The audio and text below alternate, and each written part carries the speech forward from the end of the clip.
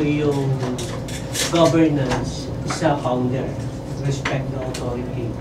Anyway, sila yung nagawa nun eh. Kung wala itong ginawa niya, wala din tayo nagtatalo-talo dito. Hindi naman tatagal yan. Ang main objective natin ay magkaroon ng media at magkaroon ng election. Oo, pagtalikod, maghihingi muna ako ng divine intervention. So, hindi talaga definite sa kanya yung kung ano ang gagawin niya. Kaya ngayon, sa tingin ko, ang feeling ko, wala na akong mukha para kausapin siya. Sabi ko na lang, Tol, ito na, ikaw nagsiserve sa mercy ng BOT. Pag ikaw ay tinanggal namin, legally, out ka.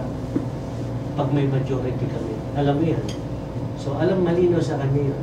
So, sabi ko, makikipag-meeting ako, i-out ka namin, iuupo namin. So, malino na sinabi ko sa'yo. Kung hindi ka, paper mo dito. So, ayun, ipinrote out ko na sa inyo. Pero before that, may meeting kami na. Pumayag ba siya? Siyempre, hindi papayag. Yes, kaya hindi na ito. Actually, I have also those experience with Rene. Marami na siya. Actually, sabi ko man, nag-sorry pa siya sa akin, humingi ng apology sa akin. Pero hindi nangyayari. Siguro, at this point in time, siguro naman itong BOT ngayon, well, alam na natin ang ano nangyayari. Siguro naman, may legality pa kami authority na magbutuhan sila. Hindi kasi kami kasama kasi. Bumoto sila para kung anong desisyon for pagkatiwala sa crisis committee. Oo, kung magbutuhan ngayon ang board ito. Sa natin ni Eric, legal wala nang impediment doon kung mag-decide itong mga BOT ngayon. Okay lang mo ba? Yeah. I give you the floor. Legal. Okay, under the corporation code kasi, definitely, first thing first, we cannot do away with the board of trustees because the board under the corporation code is in charge with the general management and control of the corporation. So the corporation cannot do anything without the board. So definitely, you cannot relinquish your post. If all of you will design, the next thing that needs to be done legally is to call for the entire membership to basically hold an election of the new members of the board of trustees. So definitely you cannot do away with it because the legal repercussions is so complicated na parang it might be difficult on your end to install new members. So having said that, under the law, definitely as members of the BOT, you should still remain because if you resign, there are certain legal repercussions that are so complex that election of new members might be a difficult thing to do. So, meron na kayong board. Ngayon, ano ang gagawin if kung merong squabble? There are two options. The first option is to declare as vacant the officers and elect new ones as proposed by Dr. Dua. Ngayon, ano ang requirements if that is the case? The requirements would be the following. Kinakailangan yan, the majority vote should be the majority of all the members of the board. So if there are 15 members, 8 members should definitely vote as a block. Halimbawa, yung 8 members na yan would have to vote na tatanggalin halimbawa yung presidente and then yung president will be installed.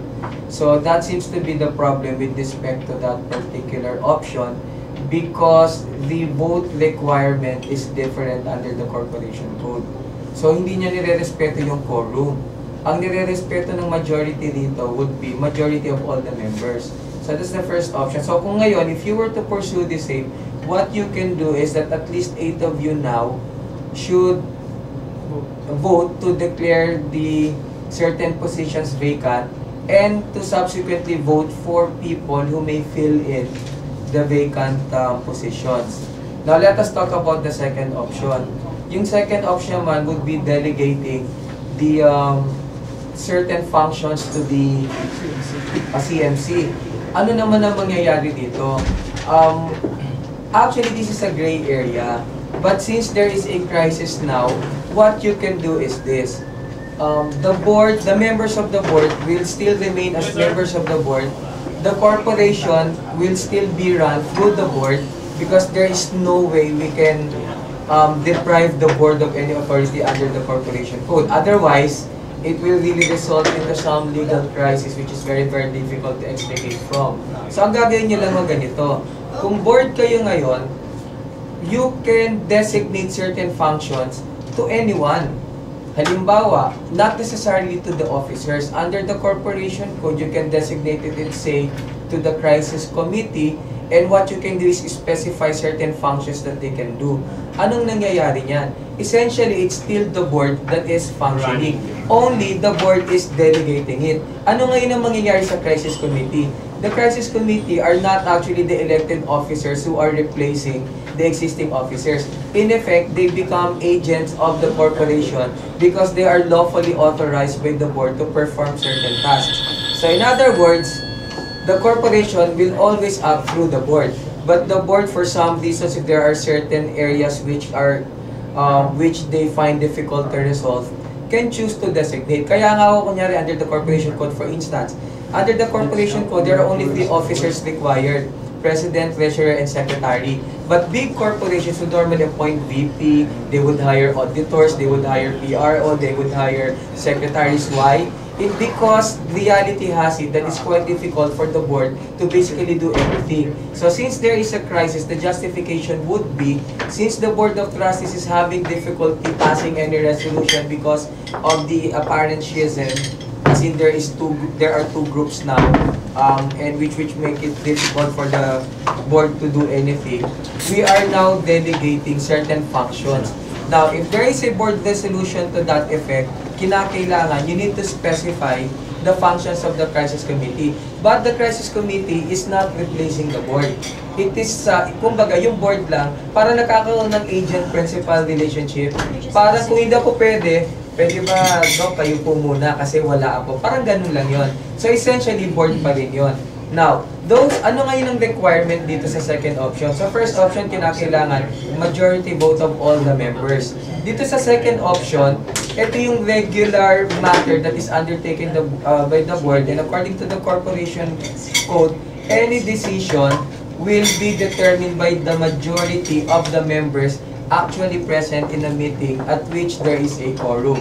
Since there are 15 members here, the quorum would be 8. And if 8 will be here, definitely there is a quorum. And if they need to decide on something, if there are 8 individuals, so ang quorum would be, ang majority would be 5. So pag mag-e-elect kayo, kung i-designate nyo sa CMC yung functions, kailangan at least 5 votes.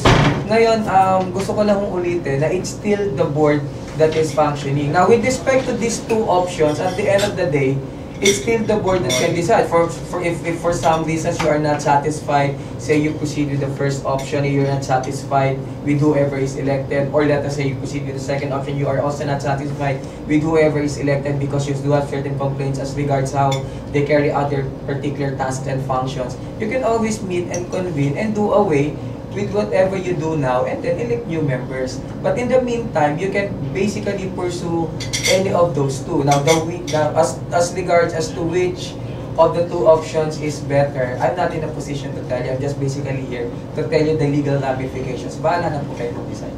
Okay. Okay, thank you very much. That's well said. That's all clear. So, I think the question now...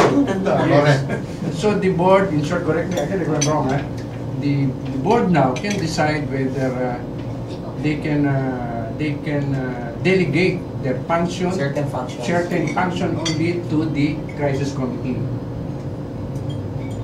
Of course, they have to put that in motion, But i-move nyo po and then magpapatuhan nyo po. Bali, the board acting as one body. Any motion for that purpose? Yes. You have a earlier motion. Discussion lang. Comment lang ngayon, sir. Ano lang? Yung resignation, clarification lang. From the discussion of our lawyer, so there are two options. So I think first is